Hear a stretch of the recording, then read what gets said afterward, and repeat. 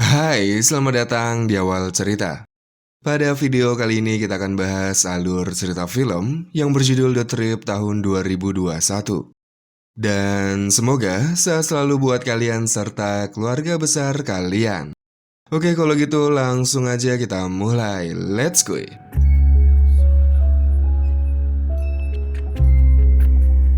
Diawali dengan selesainya syuting iklan produk surga duniawi yang dilakukan di dalam studio. Sang sutradara bernama Lars kemudian ngobrol dengan pemeran wanitanya, yaitu Lisa yang tak lain adalah istrinya.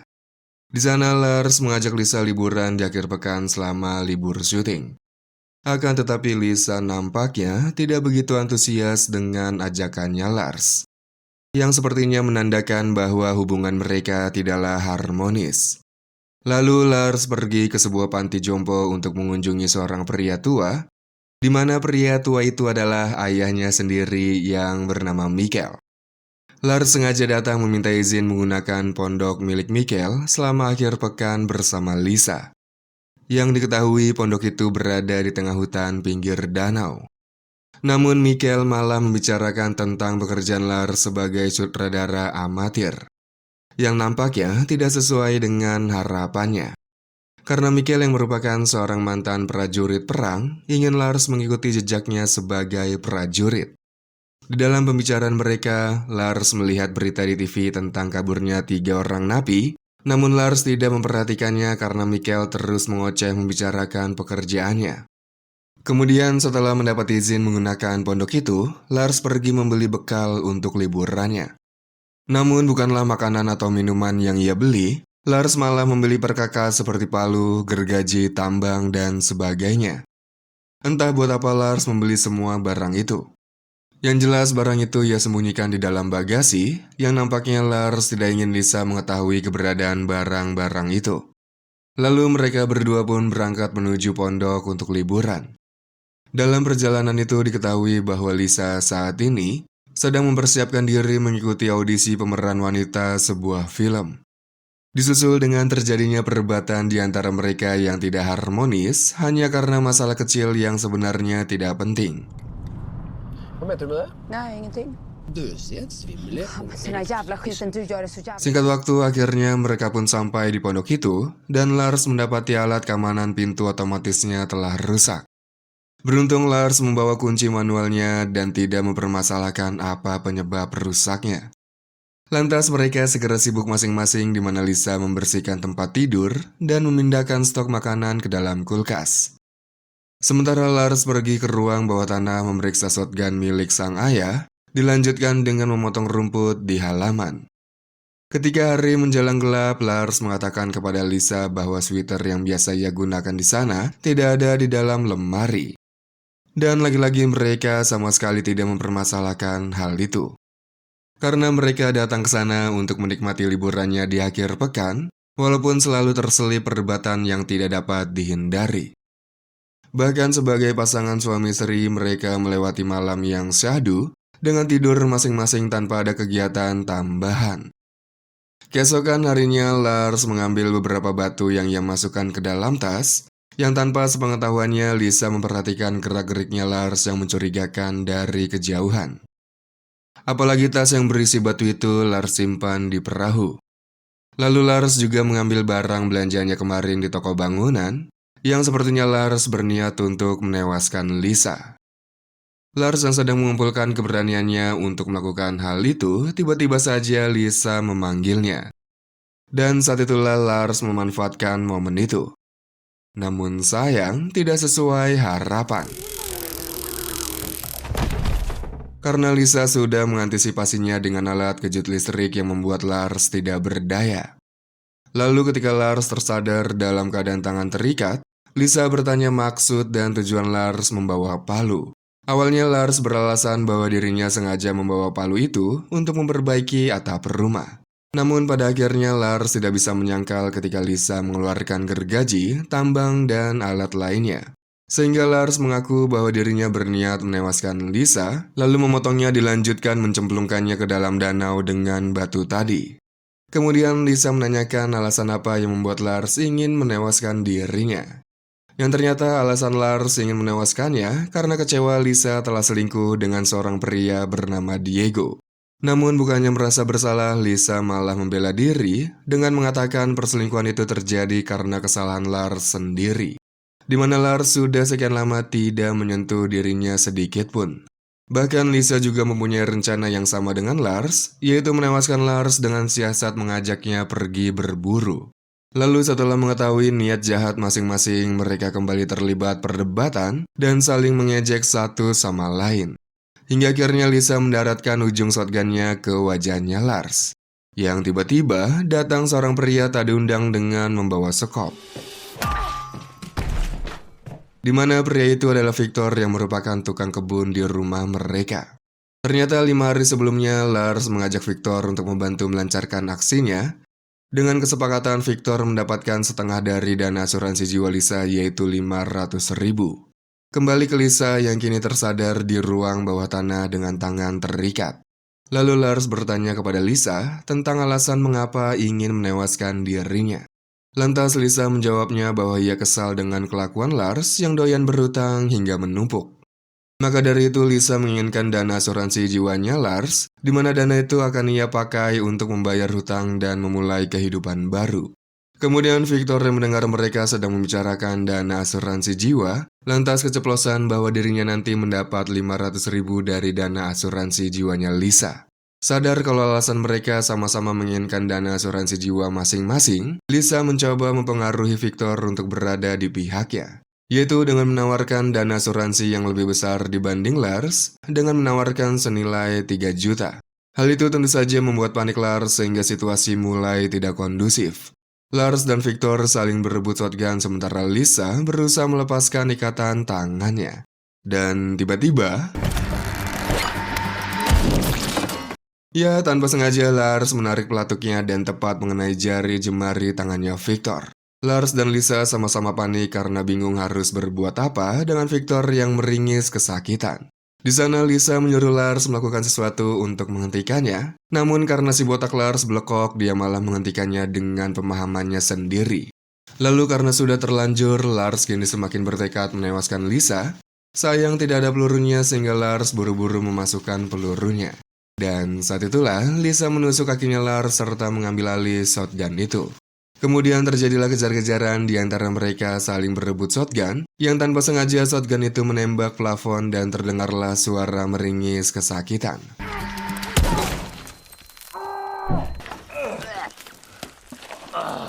Lalu terjatuhlah 3 orang pria tak dikenal, sementara Lisa dan Lars tidak sadarkan diri. Ternyata 3 hari sebelumnya napi yang kabur dari penjara itu bernama Roy, Peter, dan juga Dave. Mereka lari ke arah hutan dan hidup lontang-lantung di dalam sana selama 2 hari, hingga akhirnya mereka menemukan pondok yang tak lain adalah pondoknya Lars. Dan untuk masuk ke dalam pondok itu, Roy merusak alat keamanan pintu otomatisnya. Setelah berhasil masuk, mereka pun segera mencari makanan, serta mengganti pakaiannya menggunakan pakaian Lars. Namun tiba-tiba mereka melihat kedatangan Lars dan Lisa yang baru sampai. Lantas mereka bertiga memilih loteng sebagai tempat persembunyian mereka untuk sementara waktu. Kembali ke Lars dan Lisa yang kini tersadar dalam keadaan terikat di ruang bawah tanah. Peter mengatakan bahwa pihaknya tidak ingin mencampuri urusan masalah rumah tangga Lars dan Lisa. Akan tetapi karena sudah terlanjur keberadaannya diketahui oleh mereka berdua, Peter pun dan pihaknya hanya ingin memeras mereka berdua untuk mendapatkan sejumlah uang. Lars dan Lisa pun tidak masalah dan bersedia memberikan semua uang miliknya kepada mereka. Namun karena mereka telah lama berada di dalam penjara dan baru saja kabur dari sana, tentu saja sangat merindukan surga duniawi. Apalagi Dave sadar kalau Lisa merupakan seorang bintang iklannya, sehingga ia sangat menggebu-gebu untuk berbuka puasa, di mana hal itu sangat membuat Lisa panik dan ketakutan. Sementara Lars nampaknya tidak peduli dengan apa yang akan mereka lakukan kepada Lisa. Namun ternyata mereka malah menarik Lars untuk, sudahlah. Lisa yang melihat Lars begitu ketakutan nampaknya tidak tega melihat Lars diperlakukan seperti itu. Bahkan Lars sampai merengek memohon belas kasihan kepada Peter seakan-akan tidak ada harga dirinya. Lalu tiba-tiba Lisa mengatakan akan menyerahkan semua uangnya yang saat ini tersimpan di sebuah bank. Asalkan mereka tidak memperlakukan Lars dan juga dirinya seenak jidat mereka. Akan tetapi uang itu hanya dapat diambil di hari kerja dan hanya bisa diambil oleh dirinya sendiri. Dan Peter pun setuju dengan hal itu. Malam harinya Peter, Dave, dan Roy bersantai di ruang tengah menonton TV, sementara Lars dan Lisa diikat terpisah di ruang bawah tanah. Di sana Lisa mengatakan dulu dirinya begitu sayang dan mencintai Lars. Bahkan Lisa meminta maaf atas perselingkuhan dirinya dengan Diego. Tapi nampaknya Lars tidak mendengarkan semua perkataan Lisa, karena Lars tertuju kepada bola biliar yang ada di hadapannya. Yang nampaknya, Lars memiliki rencana melakukan sesuatu memberikan perlawanan, di mana dia sengaja menendang bola biliar dan membuat kegaduhan, sehingga Peter yang mendengar hal itu menyuruh Roy untuk pergi mengeceknya. Di sana Lars mengatakan bahwa dirinya ingin modal, sehingga Roy melepaskan ikatannya untuk sementara waktu. Nampaknya rencana Lars berjalan dengan mulus karena ketika keluar dari kamar mandi, ia membuat Roy tidak sadarkan diri dengan menghantamkan bola biliar. Melihat itu, Lisa meminta Lars untuk melepaskan ikatan tangannya, namun yang terjadi Lars malah pergi sendirian tanpa mempedulikan Lisa. Beruntung Lisa dapat meraih pisau yang dibawa Roy, sehingga ia dapat melepas ikatan tangannya sendiri. Dengan perlahan Lisa mengendap-endap keluar menuju mobil untuk kabur, namun sayang tidak ada satupun kunci yang berada di mobil itu. Sehingga Lisa terpaksa kembali ke dalam pondok untuk mencari kunci mobil. Sementara Roy yang juga belum terlihat batang hidungnya membuat Peter dan Dave pergi menyusul Roy di ruang bawah tanah untuk mengeceknya. Di sana mereka melihat Roy baru tersadar dalam keadaan terluka. Lalu mereka yang mengetahui bahwa Lars dan Lisa telah kabur, akhirnya pergi berpencar mencarinya karena mereka yakin pasti belum jauh. Yang tak lama, senter milik Roy baterainya habis sehingga ia harus kembali ke pondok mengganti baterainya.